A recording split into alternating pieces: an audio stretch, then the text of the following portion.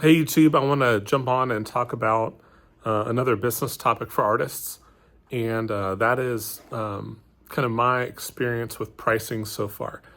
So I got into traditional painting again in 2018 and had my first sale right out of the gate.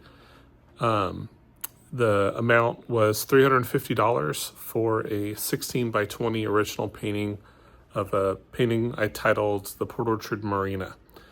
And my first buyer was my next door neighbor. He had seen the painting on Facebook, come and knocked on my door, and basically asked me if he could see the painting up close. And then I grabbed it and handed it to him. And he sat there for probably 3 minutes of just silence looking at it. And I started asking him, I was like, hey, so what's up? And he goes, well, this painting's really cool. He's like, I work right off the canvas, right over here. And I was like, oh, no way. He's like, yeah, my office is there. And if you would have painted it 1 inch more, you would have picked up my office. I was like, oh man, it's like, that's interesting. I had no idea that you worked down there. And so I was like, I also didn't know you liked art. And he goes, well, my wife and I really love art. We've actually been to Paris. We've been to the Louvre, saw the Mona Lisa and all the other things you get to do when you're in Paris. And we love that city. And he's like, and I really like original art. And I was thinking about getting some new pieces for my reception area. And he's like, and I'd love to buy this one. And so that's sort of how that got started. And then I found myself, the more I painted and got my work out there, I started selling more and more artwork. So it's 2025 now, and I have been selling artwork that ranges anywhere from for an original piece, maybe $50 or $100, all the way up to I think the top one is $1,500 now, something like that.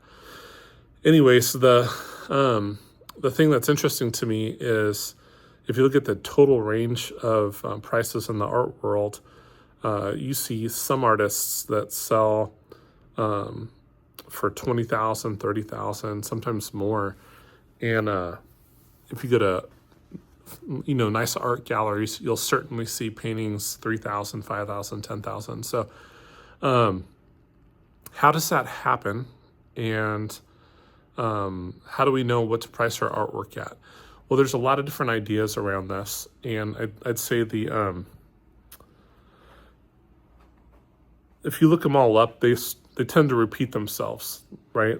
There's the linear inch method, and there's the square inch method, and I think those are all somewhat useful when you're getting going. And all those explanations are out there already, so I don't want to talk too much about that stuff because everyone knows that.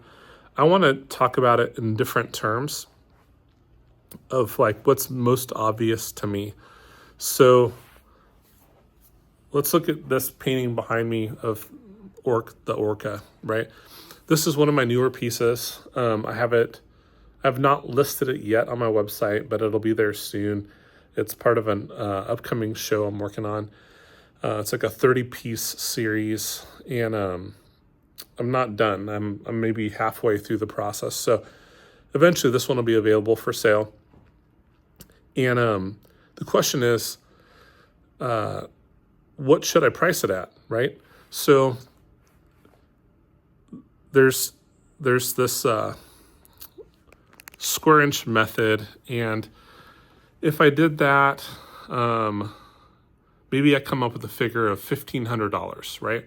Maybe that's the number that I land on. Well, some of you might think that's too high, and some of you may think that that's too low, right? As soon as I said it, that's what you guys were thinking. And it's pretty obvious because we all do that naturally. And it's all based on kind of how we are responding to it, our experience with it. So we all have this like, how much is it kind of thing tuned into our head. But what if, I'm going to sit down for a moment. I just wanted to show you the piece, and then I'll sit down and talk about this. What if I told you that I would sell it to you for $1? What does that do to the amount of people that would be interested in buying it? Well, the simple answer to that is that you'd most likely have a large number of people willing to spend $1 on it, right? If I raised that up to $5, I still think you'd have a large number. Let's go higher.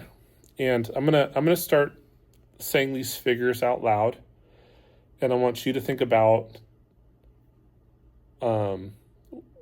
where you would draw the line. Like honestly, like if I was to sell it to you, where would you draw the line and say, gosh, almost like an auction, right? Because we've all been in an auction most likely, and we've had those moments of like, it might be worth more than that to us, but we wouldn't necessarily spend that much on it.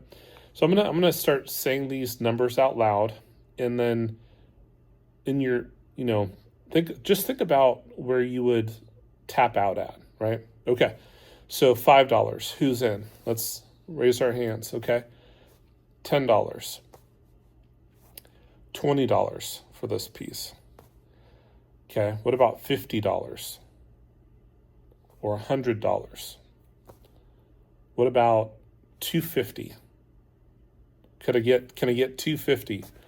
Can I get $500? How many of you would do $500? How about $750? How about $799?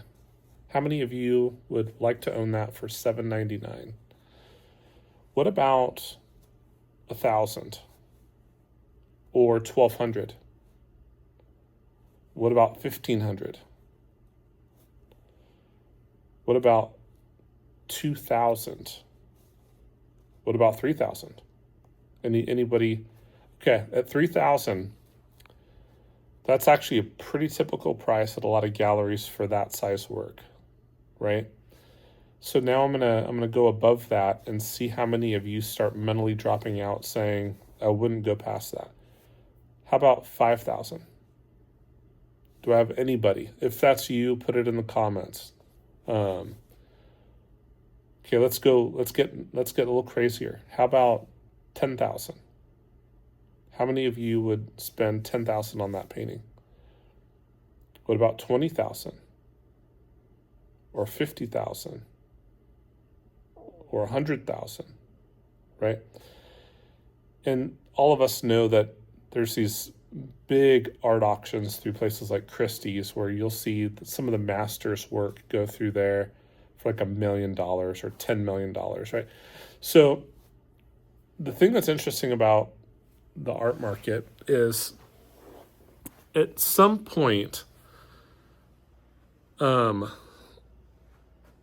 start running out of people willing to pay the price at a certain point, right?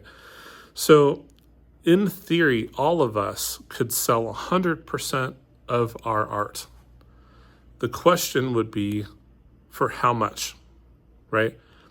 I could sell every piece in here for $1 each, and it would all sell to somebody. Problem is, I'd be out of business because I just can't produce it fast enough. It's my time's worth a whole lot more than that. So $1's off the table, unless I'm doing some charity thing and I just donate it. But you see what I mean, right? Like if we started at a number and went down, down, down, down, down, down, down, there's a point where you would find a buyer pretty easily. And that's the most interesting thing to me about pricing the artwork. There's an amazing artist that I follow. Her name's Erin Hansen. I believe she's from Oregon or California. I can't remember exactly.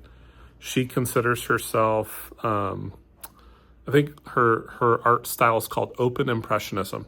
She's fantastic. I would love to see her work in person because artwork in person is way more impressive than it is on a computer, and her work on a computer is quite amazing. But if I was to compare my Orca against a piece from Aron Hansen, at this stage in my art journey, I'm going to list this one for $1,500 because that's the number that I believe I could get. If this was Aron Hansen's work, that size piece might be 20 or 30,000, and she'd get it. She would get it. So she's earned that, in my opinion. She has a massive following. She's a fantastic artist. But if I tried to put $20,000 on that piece, I don't think I'm there yet. Like, I don't think I have enough people following me that are used to spending that type of money for my work. And so, even if you could argue I'm just as talented, the painting's just as pleasing, the materials are just as good, even if you could argue all that stuff, I haven't arrived at her level yet. And it's not, I don't think it's necessarily that her talent is that much better than mine. It might be. That's a very subjective thing. But I think the thing that is obvious to me is she has such a massive body of work and a lot more experience. And she didn't start at $20,000. Wherever she started, it was lower. And as her work grew in demand, what that meant was, as we're playing that pricing exercise, fewer and fewer people dropped out as the number went up. Does that make sense?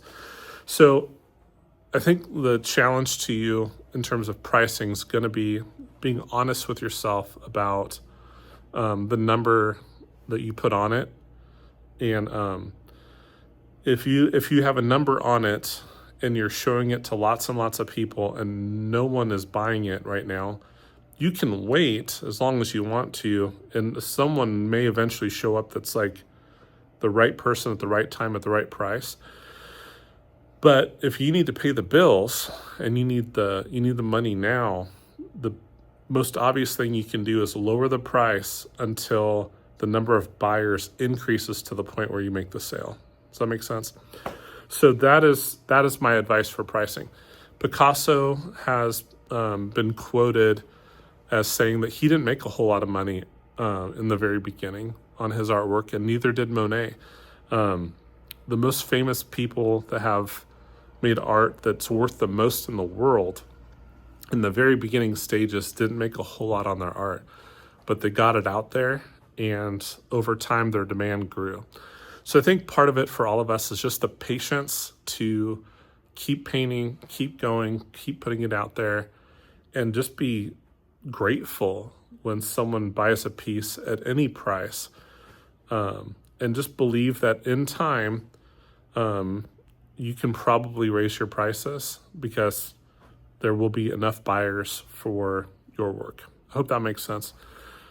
Stay well, and I'd love to hear your experiences with this in the comments.